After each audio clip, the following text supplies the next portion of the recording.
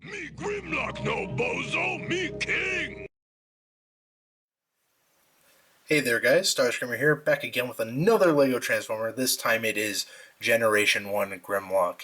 Now I have Grimlock here in his T-Rex mode, and he looks very cool. I'm going to get a quick 360 for you, show him off in all directions. He's pretty G1 accurate. Some liberties were taken due to the transformation. Some of the same feats of engineering that the Generation 1 toy and the Masterpiece toy accomplished cannot be done at this size in LEGO. And so I feel like I did a really good job altering those to get the same Generation 1 look without sacrificing stability and aesthetic design. And now Grimlock here in Dinosaur mode also has more articulation than most of the other Dinobots. Because his arms are on lever bases, they can move out and rotate, and his hands can also rotate. And then his T-Rex head also can turn, look up and down, and his jaw opens and closes. And then his legs are on ball joints at the shoulders, so they get a little bit of waggle, and he's got a tiny bit of knee bend, more so forward than outwards. That's mostly for robot mode. Speaking of robot mode, let's get on to the transformation. Now, in order to transform Grimlock, we're going to bring him around to his tail, which will become the robot mode legs. I'm going to actually move the dino mode legs up a little bit, and then pull down his waist, which is on that pneumatic T.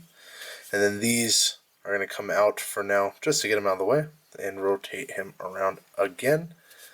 Now he's on these Maxifig hands. I use these a lot because they are able to accomplish this transformation in all the Dinobots. Anyways, we're going to rotate those up just like that, and then on the same side, or on the same thing on the other side, just like that. Oh, make sure it doesn't come apart. And then the tail's actually going to rotate onto the back of the leg without coming apart, like a good boy. Something's going on. Okay, just my imagination. All right. Just like that, very similar to Snarl's head. You're going to see I use this on all the Dinobots that have a tail like this because it is very useful. Okay. And there we have his legs. We're going to stand him up really quick while we get adjusted. It's kind of silly right now because it's just a dinosaur on top of a pair of legs. Okay. Alright, so while we have the arms out like this, let's just pull out the hands. Fold out right from underneath the dino mode legs, and then we just pull them down and adjust them. Okay, now for the top, we're going to take this entire dino head section. It's going to come down on a couple hinges and fold right into the back like so. Now this part's really cool. So on the G1 toy, the chest actually lifts up and brings the head with it after you fold out the wings, but at this scale I couldn't engineer that, so instead the wings kind of fold out and come down a little bit on the back. So over here is a better way to show it. It's on a ball joint that's also on a clip, old toe ball piece. So it comes up, and then you rotate this on the ball joint, and then on this round piece it comes down and rotates, and then it sits lower on the back. And I think that, to accomplish the winged look of Grimlock's really cool. It makes him look accurate without over-engineering it. And then from the front, you do the same thing.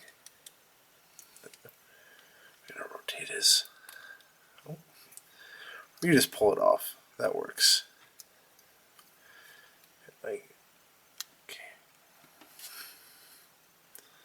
Just get his arm back on there. It's pretty tight. And then in order to fit the wings around his head, because his head's pretty wide, you actually have to turn it sideways a little bit. But there we have Grimlock in his robot mode.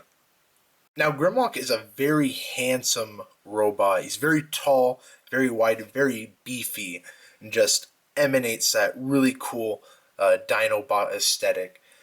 He's got some really cool parts or color separation with the red waist and the yellow broad chest.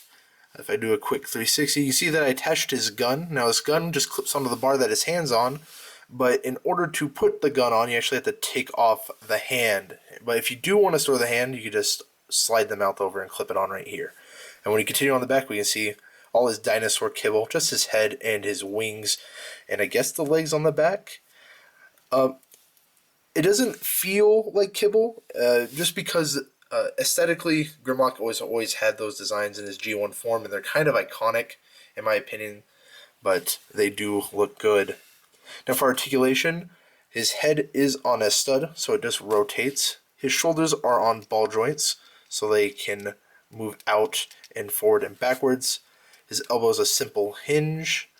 So is his hand, technically, because of the transformation joint. His wings can move. They're on a ball joint and a hinge, just in case you need to move them out of the way. And then his waist also rotates because of the transformation joints attached to a pneumatic T.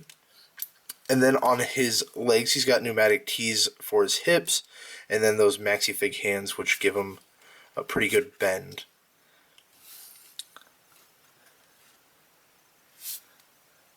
All in all, Grimlock was one of my favorite Dinozots to design and build. I think it looks really superb, but let me know what you think about him in the comment section down below. If you haven't already, smash that like button, go ahead and subscribe. More Dinobots to come out in the future. Anyways, this was Starscreamer to all everyone. See you next time.